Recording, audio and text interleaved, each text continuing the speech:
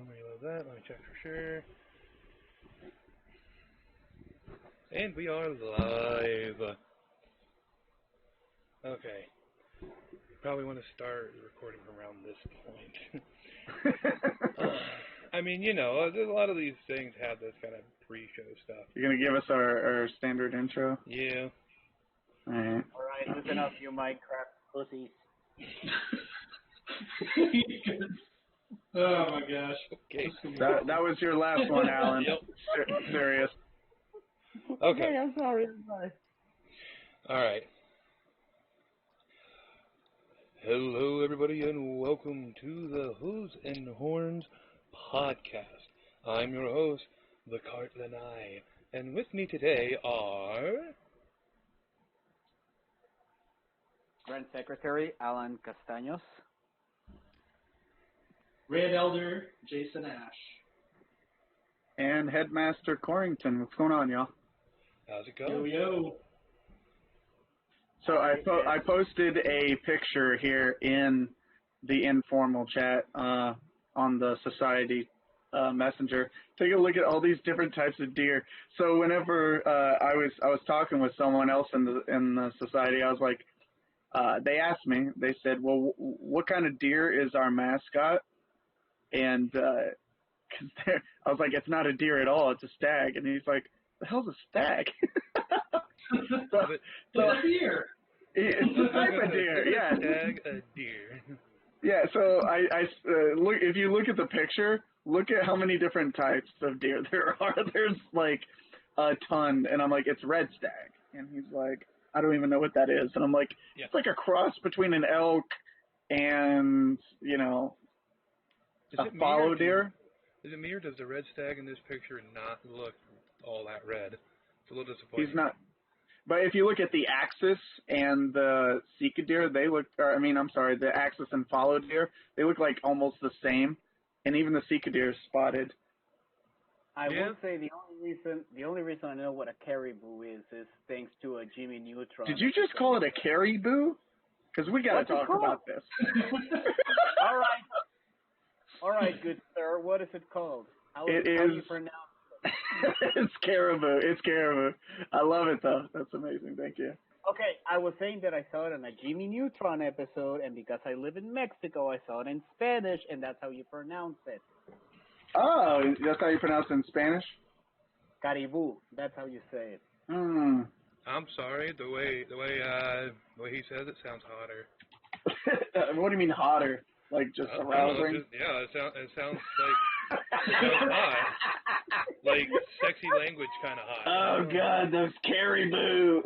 It sounds like a southern redneck. Like, you see that there daggum caribou? I done made me a caribou. I'm going to get me some caribou for lunch this afternoon, Sonny. When he uses a southern accent, he actually says it right. Oh, I God. can't win. I'm one of two people that's bilingual in this. Wait, do any of y'all speak a second language, Cardinal and I, or? Grand Elder, I think. I know a little bit from other languages, but nothing conversational-wise. Un poquito. That's good. That's bueno. Muy bueno. Nihongo wa karimashita. Skoshi wa karimashita. Skoshi. Oh yeah, you were learning Japanese Japanese. when you, myself, and Headmaster, when you and I were staying at Headmaster's house. Yeah. Jason-san, 今日は勉強しますか? I don't think that the audience is going to Back to the world. this. Unfortunately, it's been a while. Sorry. I need to get back to Alliteration. studying again. I haven't studied recently. I said it like really weird too, because there's like a lag in our talk. So it's like I paused. I was like, "Binkyo." So like the Japanese listeners are like, "Oh, Facebook." Oh my God, he's ruining it. Big fail. Just stop trying. So bad. So, yeah, not quite bilingual. Holy. The whole Adobe certification bundle is on sale for $39 today. Per month? No. Wait, what is? The Adobe CC certification, the Hey, cool. Hey, right on. Yeah, Well, that's pretty dope. for any of our, Holy, for all of holy our crap, 2 viewers Marty. out there, they can go ahead and Oh. check that out. Hey, what's going on, viewers? So basically, Pretty sure one. we are all members of the A-Shay Society, which is a nonprofit organization, and this is our Horns and Hooves podcast, a little spin-off project that we do, and this is basically all of the grand officers on the show. Can I just say a little something about the name of the podcast real quick? Oh, God. I always get confused whether it's Hooves and Horns or Horns and Hooves because I have seen it written 2 different ways in some of our documentation, and then we have our background image up here. It says Hooves and or Horns and Hooves. Horns and Hooves, yeah. But I've seen it written Hooves and Horns. I announced the podcast as Hooves and Horns. It seems to roll off the tongue better. But we're committed now. We're committed now, so we got to just roll with it. Yeah, and I'm going to continue doing that for the meme. So. Oh God! I just realized that the Facebook page is Hooves and Horns, but if you look on the picture, it's Horns and Hooves. See, oh, that's what I mean. I blame our artist, Grand Secretary.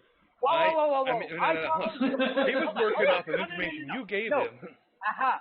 You gave me the instructions, Headmaster. You are the nitpicker that said, no, put this like that. I really like that font that you created, but do it this. No, change it to orange, etc. Which, side note, Grand Secretary does the best hand-done, font typography. It is fantastic. It really does look awesome. He drew it by hand. It's really good.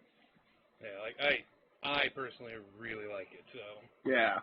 So anyway, the whole idea behind our organization is we're basically a nonprofit, and we started. When was it? January of 2018. Yeah. That's when started laying the groundwork down now. Yeah, all right. So to give a little bit of background, I'm the founder.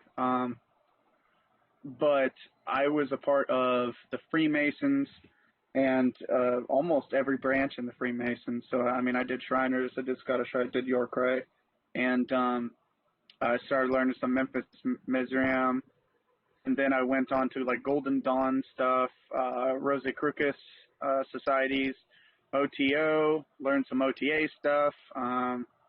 I went to all kinds of stuff, theosophical societies, philosophical ones, and I was like, you know what? I want to start my own, because now that I've seen different types of organizations, I think I could do it better. So, but basically, we're getting ready to get our 501c10 nonprofit status as a society or fraternity. It's for men and women, and the whole idea is that we can just go do stuff. All the time I always hear friends that are like, we don't get out and go do stuff. Or I'm sick of just, not getting out. And, man, I never meet new people. How am I supposed to? And I'm like, you know what? Right. We're going to fix that. How am I supposed to get a girlfriend if I don't ever leave the house? Yeah, exactly. So, you know what? I was like, we're gonna start this. And the whole idea behind it is it's educational through culture, which means we can basically do anything. We can go rent, the other weekend, went and rented Ferraris, and that's a culturally academic purpose. It's educational because some people never get the opportunity to go rent a Ferrari and, try polo lessons, try fencing lessons. Just go do stuff, and it's an enriching and educational activity to do stuff that you don't have the opportunity to. Quick little side question here. Yeah. Didn't Lamborghini get started because the head of Ferrari at the time said, "Oh, there's no way we'll make a car like that." So the guy who ended up running Lamborghini ended up just making his own company and making his own car to show him up. Yeah. So basically, Lamborghini was he built tractors, and he said he had all these problems with the car because he got a Ferrari and he had a lot of problems with it. And he went to Enzo and he was like, hey, you guys could probably do this better. And Enzo's like, you think you can do it better, then you do it yourself. Don't drive my car.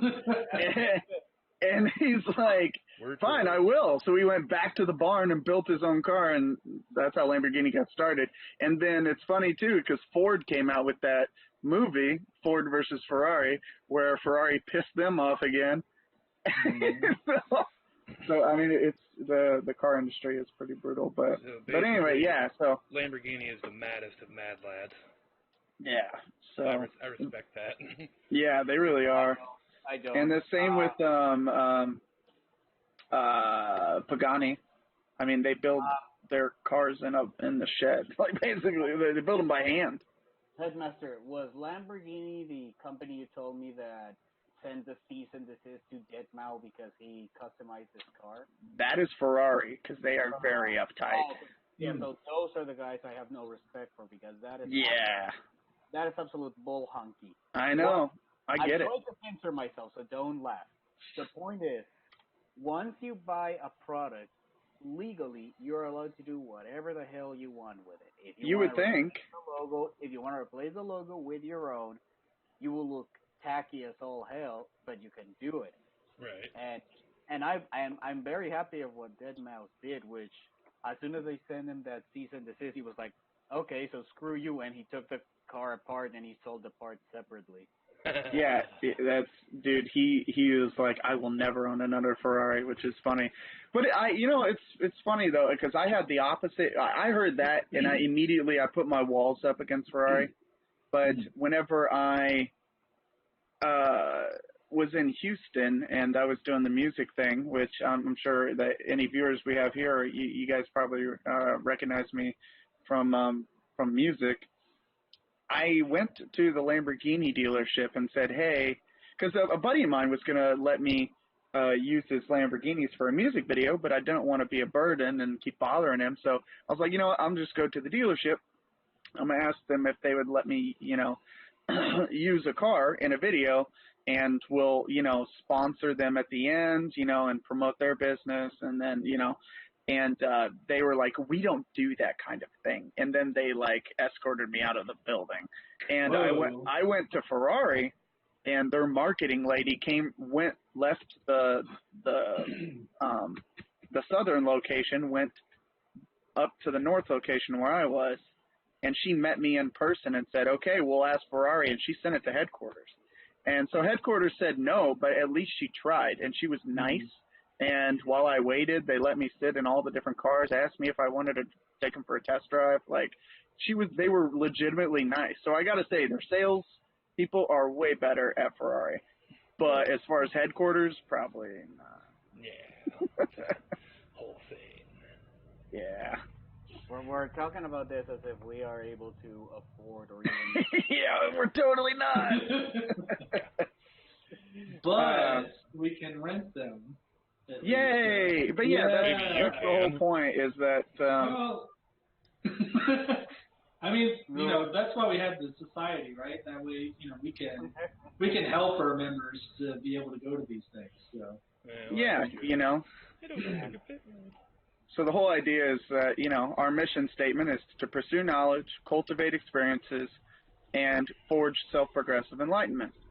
And we're basically a fraternity or society, because we, take women as well, is that we're a society for those seeking to travel the world, make a difference in their community. If they want to go volunteer, challenge yourself, and with whatever that be. Whether that's just to get out or hunker down in the books, meet new friends, or whatever you want to do. Start your own lodge. It's pretty much whatever. It's pretty open-ended. I think more than it being a society about traveling is just, I would categorize it more as a society about experiencing. It really is. It can be as casual or hardcore as you want it to be. Yeah, like you could go to Japan and come back and share your experience. Or you could just go to a Renaissance fair and say, hey, we did that. Yeah. Whatever, experience you can get in, that's the point. Yeah, and some people just want to say, all right, what members are close to me, and we'll get together and maybe play some D&D or some board games or Cards Against Humanity for the weekend, and have like a barbecue or something. Like, it doesn't even need to be that big a deal, but the whole idea is to connect out and reach out to people. So that's the big thing. But that's who we are, guys. I figured I would, since this is this is actually the first time that I've kind of tried to involve my music listeners on my new project. I've been building this project up for about a year and a half. Now, actually, it's coming up on the 2-year mark. So I've been building up this idea of an elite society for those who want to educate themselves and try new things and become more cultured for about 2 years now. And luckily, I've had this great team of grand officers here on the show with us. And that's the whole purpose of this podcast. The H&H podcast is for regular members and the public to be able to listen to the grand officers, just kind of chat, hang out, talk, get to know us. Because now we have less than 20 people, but at some point, we'll probably have, we could have hundreds. And this is a good outlet for us to be able to talk about things going on in the society, which, by the way, I would like to talk about some things going on. We have a member who is McLean rank, and he got accepted into officer school, which is super cool. So he's changing in the Air Force from enlisted to officer status, and he's becoming a pilot, and he passed at least the first part of the training from what I understand. So we're super proud of him. I know it's not easy. And then we also have Noble Dayton Rimmers, who is in Ireland right now, and he's lodging in London for a few months for work. Yeah. So pretty awesome. Pretty awesome, guys. So Mazel tov to them. Yeah, no worries. Not even Jewish. Right Don't care. to say. No. L'chaim. Gesundheit. All right, actually, I wanted to take this opportunity to go over some of the, a lot of people always ask us, they're like, well, what are some of the ranks that you guys have? And we have obviously the first rank is basically just to show that, hey, I do want to be a part of this, and I am at least somewhat committed. So the first rank is McLean, and it's more of just kind of various odd and end things, and we'll cover that at some point. But I really wanted to go over the rank of Knight. I think that would be really cool, because once you get past that first rank, you have 5 different ranks to choose from that are all equal in stature, I suppose, as far as rank goes. But it's known as the culture rank. And Knight is really, really cool, because this one, people really like to travel. And this one I'm actually the most excited about. Could you enlighten us a little bit on that, Grand Elder? Sure, yeah. So the big thing with the Knight rank really is traveling, of course, as you mentioned, but you have to travel to all continents, or I should say you get to travel to all continents. And yeah, you make it sound like we are going to fund that. But, I mean... No, I mean, we will help if someone really wants to go. We've had trips where,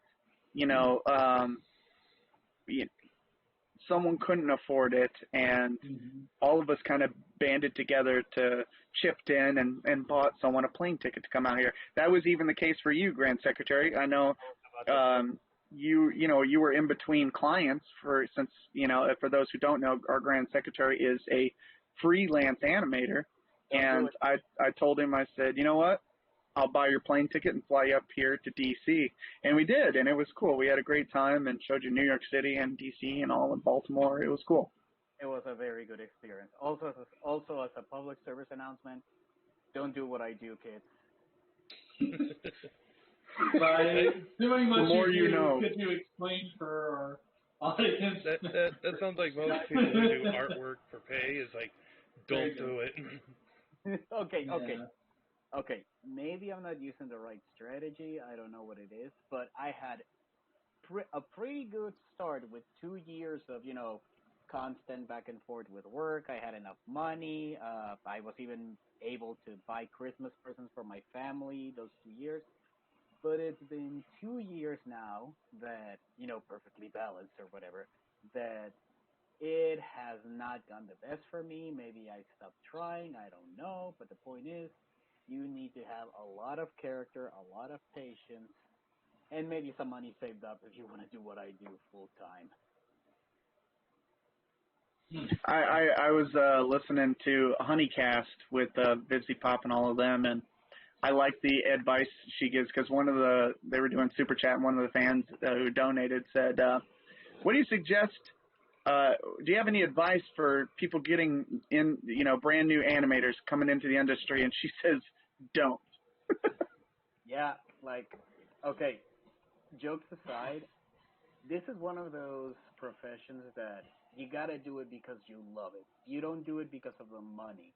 First of all, if you go to California and work for Disney, even as an intern, they pay you very generously. Like, you can be making something from 60 to 70K a year.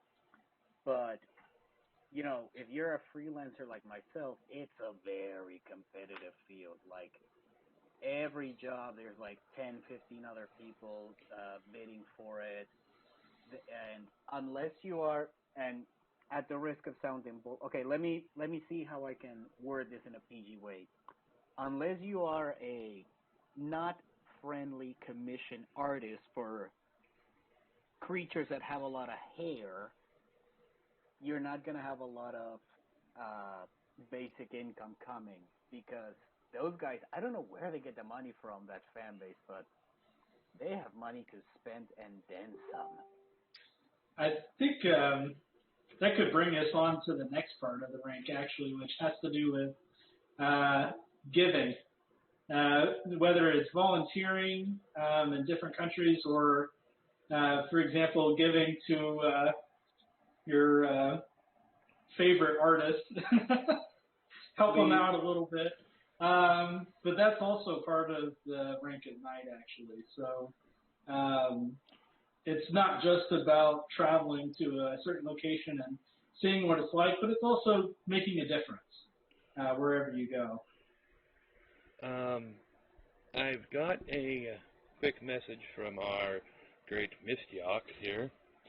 Ooh. Let's see. For those of you who don't know, who are just tuning in, who is the Mistyox? Ooh. The Mistyox is the one that stands above me. I am their messenger. They are our... They're like our mascots. They're our grand mascot kind of thing. But at the same time, a wise and knowledgeable figure. An old hermit. I have no idea about the whole old part. Nobody gets to see their face. I'm the only one that gets to talk to them directly, usually. Oh, yeah. It's kind of... And me. Well, yeah. But, yeah. But they our like me more. Very mystic. Yeah, that is true. Anyway, they say, ask our grand secretary what new background he is creating for the podcast. Okay. Yeah. That sounds perfect. So I talked about this with Headmaster on Facebook, on a chat. The idea is that it's going to be all of us sitting in a table, a large table, a long table. Sorry, I think it's the same. I'm deviating. Okay, and behind us is going to be a huge TV screen that is going to play, that is going to show whatever we're talking about at that current time. So, for instance, right at the beginning of this episode, I don't know how we start talking about deer, the caribous or whatever. Just let it happen. Leave me alone.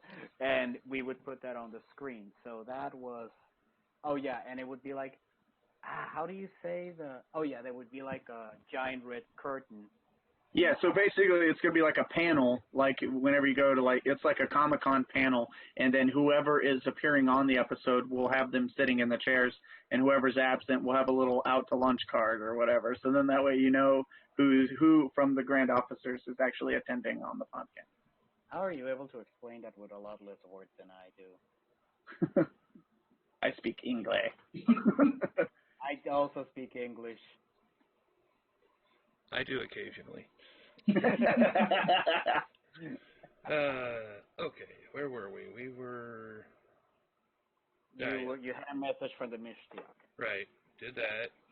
We were talking about... Oh, yeah, the requirements. So, like Grand Elder was saying, the night rank is really, it's kind of a huge honor because it's not just, doing the traveling, which we'll go over. There's a lot of travel. But so you earn it for sure, and it's not for people that don't really have the budget to do it either. But it is about making a difference. I know one of the requirements is travel to all continents, which also includes Antarctica, and volunteer to benefit society in at least 2 countries. So I mean that can be something as simple as helping a homeless shelter, or just volunteering shortly, or even giving money to someone homeless, just whatever. Actually, I have a good question about that you might be able to answer, that people might be interested in. So, as it is, you can still help other countries without having to go to them. Does that count, or do you actually have to go and do something? You actually have to go there to do it. Okay. That, I think, is a good specification to go over. So I volunteered a lot when I was in the Air Force in the United States, so that's one country. Right. And then I gave, I donated to the homeless whenever I was in Paris. So that's I got France. So I got 2. Yeah. And that's one of those things of it's you can do it too for if you're traveling to a place, just donate to a local charity. That's good enough. Helping somebody out. I'm a charity. No. I didn't want to say anything, but, As Alistair would say, ha ha, no. You're a loss. Yeah. Is it though? And then what's number 19, Grand Elder. So number 19 also lists that you go to a particular ancient temple. More specifically, we have listed here Aztec, Incan, or Mayan temple. Headmaster, would you say that maybe other ancient temples, like maybe in Cambodia or India or anything like that? No, these are just specific to those culture. Yeah. Mm-hmm. Because I went to Bayon and Angkor Wat and all that in Cambodia, but it's a whole different thing to go to one of these particular and Central America. So that's actually, we got a trip lined up next year. We're going to go to Belize and Guatemala to go see the Tikal Temple. So that will help a lot of people out, get that rank requirement out of the way. Definitely. Yeah, I actually had the opportunity to do that already, but I am definitely looking forward to doing it again. Cheater. I know. It was part of a cruise, Wait, Grand Secretary, you and I went to the Sun Temple in Mexico City. Which culture is that? Aztec? No. Probably Aztec, right? Yeah, it was Aztec, definitely. Ha! Already nailed it. Nailed it. There you go. Although I could be wrong. I don't care a lot about my culture. That's okay. I feel the same about my culture. Interesting. So we are going to do it again. We got this trip going to Guatemala, Belize, as you said. So super exciting, man. Okay, it is Aztec. I looked it up. Boom. All right. Yay, I'm not an ignorant. Malina. Yay. All right, cool. What else? And also go to any of the following sites. Just one. Just one of them. So there's 4 listed here. There's Niagara Falls, the Grand Canyon, Cahokia Mountains, or Victoria Falls. So if you gone to one of those, or you want to go to one of those, that's another requirement. So I think it's funny how 3 of those are in North America, and then one is in, like, what is that, Zimbabwe? Yeah, definitely, yeah. But I have heard Victoria Falls. I'm pretty sure that's the most impressive. Yeah, it really in is. my opinion. Yeah. So. You know, we should probably add another one there, and that would be the Cliffs of Moher. The Cliffs of Moher, and in Gaelic, Ireland. Moher means mother, Moher. So the cliff, The Mother Cliff. Yeah, the Mother Cliff. Mother of all cliffs. does it have a nice rack? Not at all. Actually, whenever 10 to 20. Noble Dayton was there, he's like, I was like, get a video, and he's like, I can't. And I'm like, why? He's like, someone just fell off and died. And I was like, whoa, that's hilarious. Rest in peace. That is A human life was lost. that is unfortunate. Entertainment at its finest. Yeah, so if you go to one of these sites, please be careful when you take selfies. Yeah, Please. yeah, and And don't take selfies at the edge of a cliff. you know, when I lived in Okinawa, they would always. I was a meteorologist, and I would have to issue the island T-cores whenever there's like typhoons and whatnot, and we changed the T-core condition of warning levels, and every level we change, you know, the island would go more and more on lockdown, and like people would know like 3 or 4 days in advance, hey, there's a typhoon coming, and there would be people that were new to the island or tourists and just general idiots that'd be climbing on the side of cliff sides with huge 40-foot wave, like these huge waves that whenever they crash on the rocks, the waves go up about 40 feet because the waves are getting higher and higher and higher as the tsunami gets closer. Or not tsunami, typhoon, sorry. But it would wash them away into the ocean. They would die. I'm like, what are you doing? So, anyway. I got excited. Have you seen the video of the idiot that's taking a selfie in front of train tracks, and then the conductor sees him, so he kicks him in the face as the train passes by? No, but I have seen the video of a guy who was taking the selfie in front of a moving train, and the train actually clipped him. Oh. He survived. Yikes. Busted up his right side pretty good, and I think it gave him a concussion and a fractured skull, but, I mean, serves him right. I'm sorry. I have no love lost for a person like that. You want to be that stupid, you get what you deserve. Is it an Indian man with a black T-shirt? In that one, he had a blue T-shirt on, but since he said Indian man, I'm guessing we probably saw the same idiot. Because he does that a lot, from what I understand. He strikes twice. Apparently, he does this kind of thing a lot for social media stuff, and it's like, yeah, no, you get what you deserve, man. You're tempting fate. Yeah. Okay, I found the video. Oh God, that's too loud. I'm gonna send it to the informal chat. Yeah, maybe not right now, but there you go. It's just 10 seconds. Like, he's getting all pretty up. He's looking at the camera, and then, boom, bitch, get out the way. Kicked in the head by a train. Got to see this. Yeah. Oh, that's awesome. Jeez. It's like, what happened, guys? Where'd the lights go? Yeah, he got his bell rung, that's for sure. Right. Actually, apparently on top of that, it's actually become a trend over there, too. Oh, no. So, you know. Where is that? Somewhere in India. India? No, the one I sent, I think it was in Chile. Okay. Oh, is it Chile? Oh, God, it's spreading. I mean, you know, over here in America, we had Tide Pods. So. They're so delicious. You know, that was more of a meme, to be honest. Like, there were only like a couple hundred cases that year.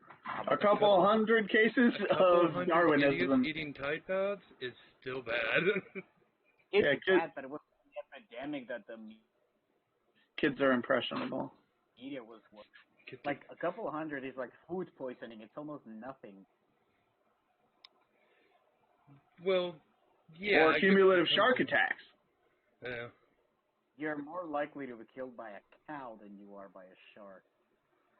I mean, But that is if you are within the proximity of a cow. And the same, if you go in the water, your chances are dramatically increased. I'd like to restate my status as a small-town middle American with cow farms around me. You live dangerously, sir. Apparently so. I forgot. I didn't even think about that until now. I was like, oh, Jesus. You live on the several edge. cow farms. Also, You know, if you ever need to get rid of a body, we've got several pig farms around here, too. So Yeah, that's how you do it. just Thanks for the saying. info. Thanks for the info. You know, oh, crud, what else? Oh, yeah. I fear sharks and I stay as far away from them as possible. But when I saw that video of, I think it was Japanese fishermen cutting their tails and then dropping them back into the ocean, that actually broke my heart. Like, that is such a cruel thing to do, man, even to a predator. Yeah. Do Now, that to a if you showed me a video of somebody stomping on spiders all day long, I'm fine with that. But Yes, because spiders are evil. yes, I was gonna say if you cut the tail of a crocodile and then dump him in the swamp again, I wouldn't mind. But I don't know. The shark had such puppy dog eyes when he was back. I know, right? It's one of those things that I've seen some pretty interesting things out there about sharks and humans interacting. Of like, there's one that became a meme for a while of this lady who comes back and swims in the same, like scuba dives in the same place every year, and every year the same shark comes up and cuddles up next to her and gets a hug from her and hangs around her like all day. It's like, Oh, that's aw, awesome. that's cute. And it's a cute, smaller shark, too. It's like, aw. And then you think there's things like the great white out there where if they're trying to cuddle up to you, they're just going to say bad words. Nom, Yeah, that's it. I was going to say some really bad words, but I stopped myself because I'm a good boy and this is a nice podcast. I'm surprised at myself that the only curse word I've used so far is bitch. Yeah, it's pretty tamed, actually. A little bit. Yeah. So much I'm holding in. Yeah, I know. I'm a Disney princess that has to burst into song right now. And then what's the last requirement of knighthood?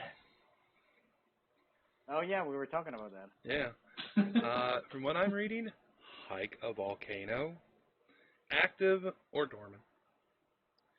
Headmaster, have we done that part? Because it wasn't. Yeah, it was a volcano back in Mexico when you came to visit. Yeah. If not, I'm trying to. It's how do you pronounce the second one?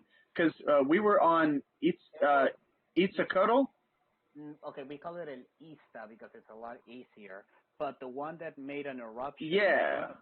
The one that erupted in front of us is called the Popocatépetl. I just like to call it Popocatépetl. We just call it Popo. Yeah, the Popo. But yeah, so tell them the story. Okay, so we were climbing El Ista, or its full name, Iztaccíhuatl. With a Russian. Don't try. Yeah, with a Russian lady. What was her name? Bianca? I don't know. Damn it, I already forgot. She's not in the HCA, so she's not important to me.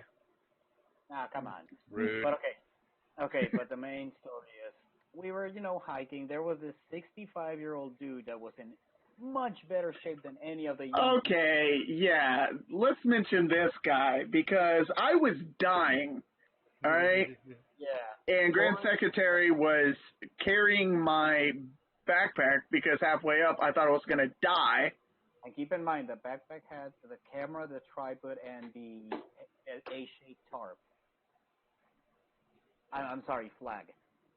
Yeah, the flag. Yeah, so keep going. Yeah. Headmaster? No, you go ahead. You can tell the rest.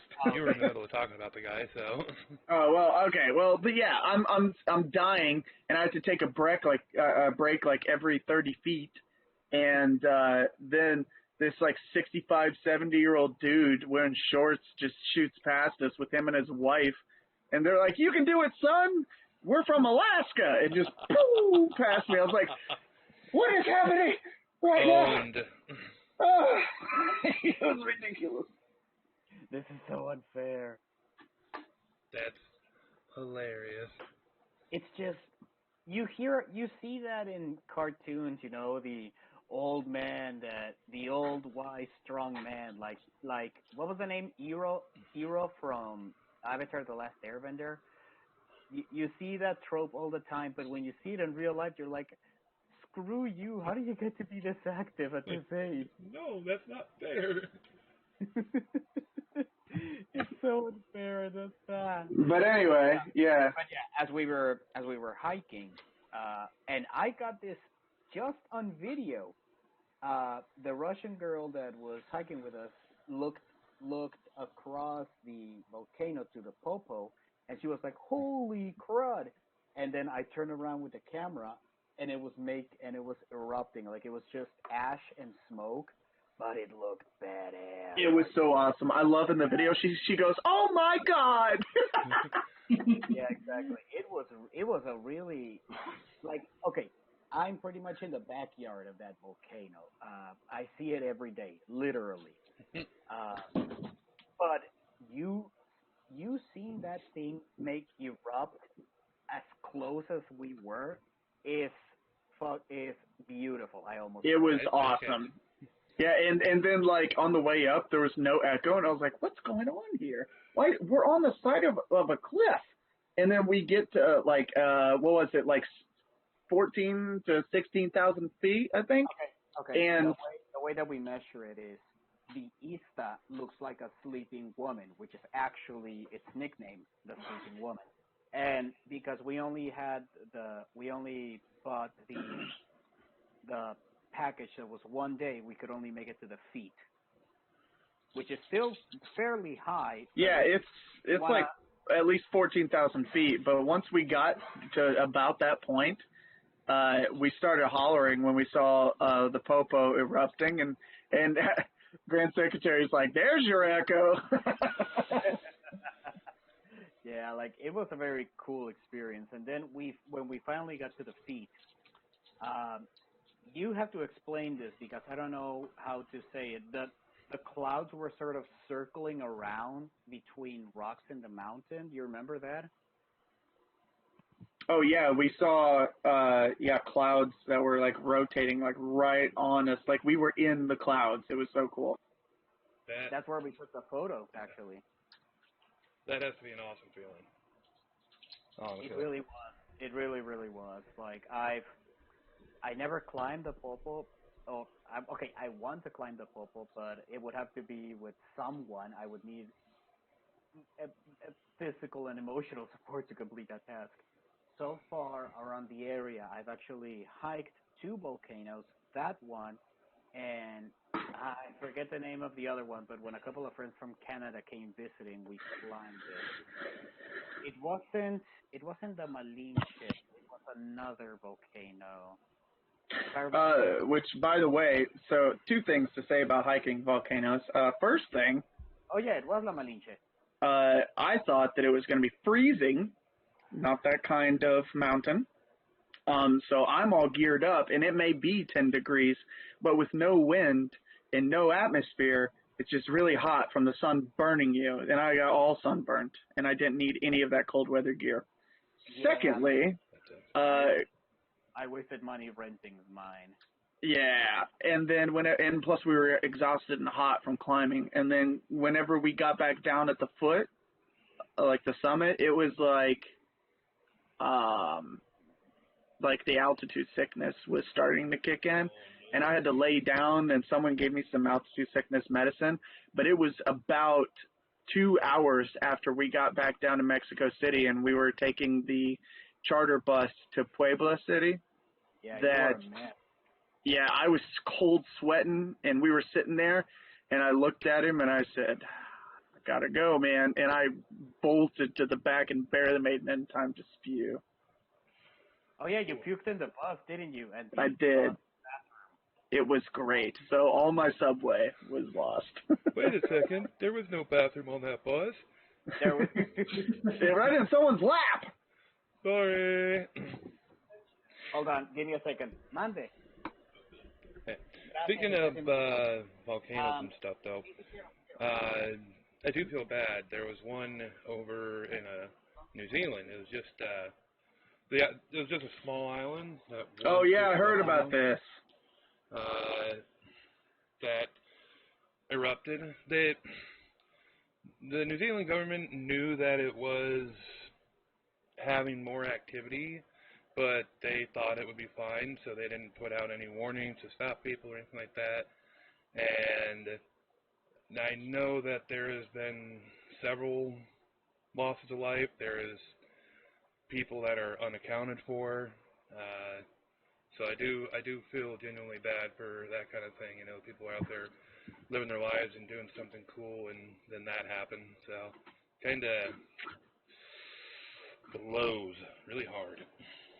Sorry about that. They were asking me what I want for dinner. Nobody cares. I know. I think they said it was on. Let me look up the official source. It was because Royal Caribbean cruise passengers were on the island, and I want to see. Here we go. White Island. There were 6 people that were dead, which left 8 others presumed dead, and many injured more. So leaving police questioning why 47 people, including Royal Caribbean cruise passengers, were on the island that had seen increased seismic activity. Yeah. Let's see. There were a bunch of different people, because I don't think anyone lives there. I don't believe. No, I think the island is just a volcano. I don't think there's any Yeah. habitability on it. I don't I'm think sorry, there's any what were you space for it. guys? What are you guys talking about? Because I kind of got The lost. White Island on New Zealand? Yeah. Oh, Hmm. okay. It erupted the other day and killed some people. So Yeah, it's no bueno. No bueno. It definitely sucks. yeah, But so looking at a picture, the whole island, like you said, is a volcano. yeah. That's just one of those things to kind of help elaborate what we were talking about. Like, if you're going to go to these places, if you're going to do these things, be safe, be prepared. Unfortunately, I don't think some of the people that were there, they didn't have a chance. Unless they had the knowledge that something was going to happen beforehand. Because, unfortunately, there was one photo that I saw when I was watching the news about it, where a photo was taken of someone near the peak.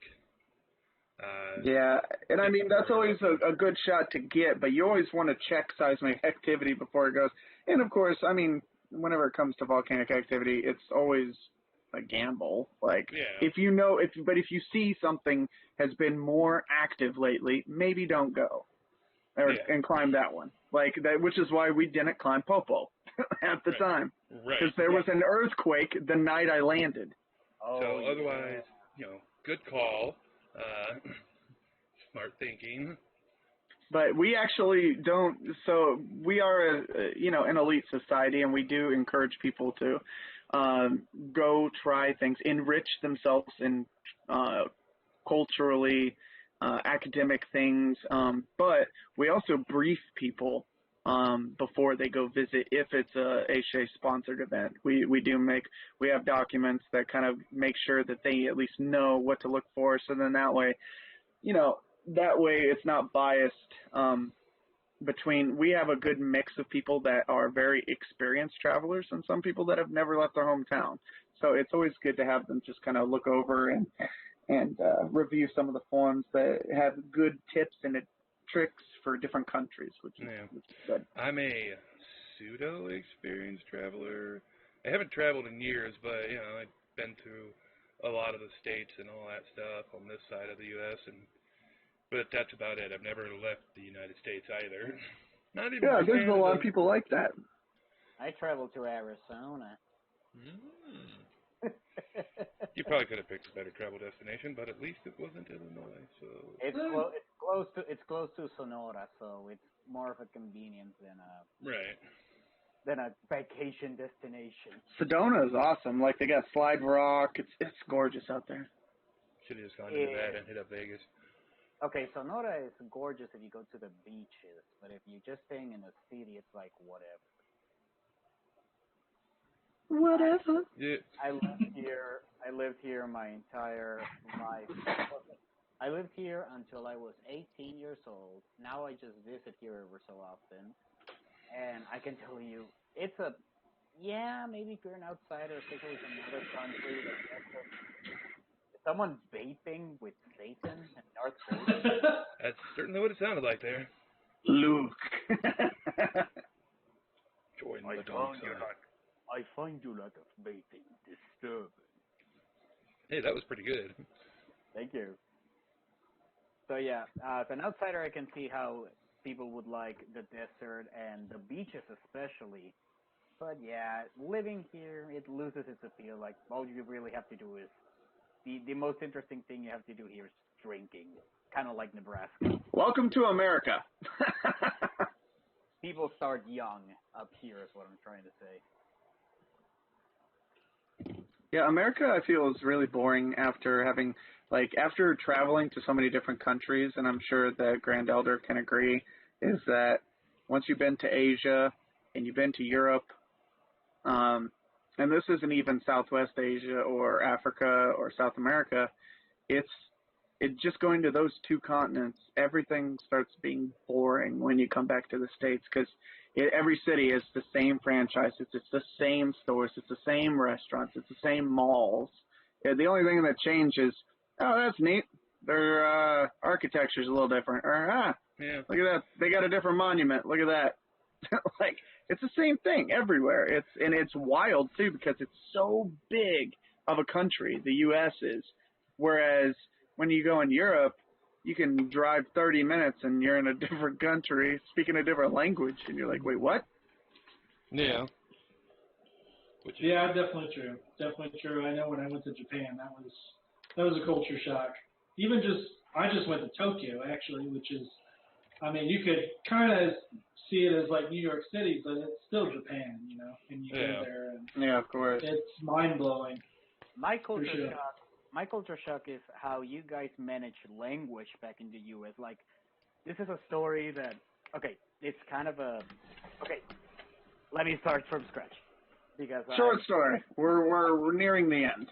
Yeah, short story. So, we arrive at New York, headmaster, grand elder, and myself with 2 more companions. And headmaster swears that I was saying this. I don't remember it a lot myself. But I start saying the word monkey out loud with whatever context it was, and he told me that he was sweating bullets. He pulls me aside and he's like, dude, you can't be saying monkey out loud here. And I'm like, I'm not calling them. I'm not calling. You know, I've even heard parents, say to their kids, "All right, come here, you little monkey," which is, in some areas of the U.S. Maybe don't. Maybe don't. But yeah, so we're gonna switch topics because no. So I just wanted to share my culture shock. That's neat. Yeah, that's good story. Like, Moving I on. was stepping on eggshells. Moving on. Yeah, it's so different too, because like a word can mean so many different things. The one word has multiple meanings in the U.S. in English in general, but then you can say it differently and it has different contexts. Like sure. Like you can just say it like a bunch of different ways. Yeah, exactly. All right, well, we have hit, as we expected, long past our stopping point. So, does anybody have any last words they want to put in before we go ahead and end the stream? Thanks, guys, for joining us. We do appreciate it, and hope you guys join us next time. This was a lot of fun. Whatever that is. Yeah, definitely looking forward to doing it again, for sure. Likewise. And anyone interested in joining the A-Shade, please check out our website. You should be able to find the link right down at the bottom below our screen here on our page. Oh, look at those fancy logos. Wonder who made those. Yeah, that's, somebody who... But guess who animated them and gave them personality? Oh, yeah. Ooh. Oh, it got so dark. It must be all that shade that's being thrown. Oh, is it hot in here? Because that was a sick burn. All right. On that level of dorkiness, I think it's time we go ahead and call it a night. Thank you, everybody, for watching. I've been your host, the Cartland Eye, and this has been less of a train wreck than usual. Thanks for stopping by. We'll see you in the next one. Bye. FTH. FTH, thanks, guys. FTH.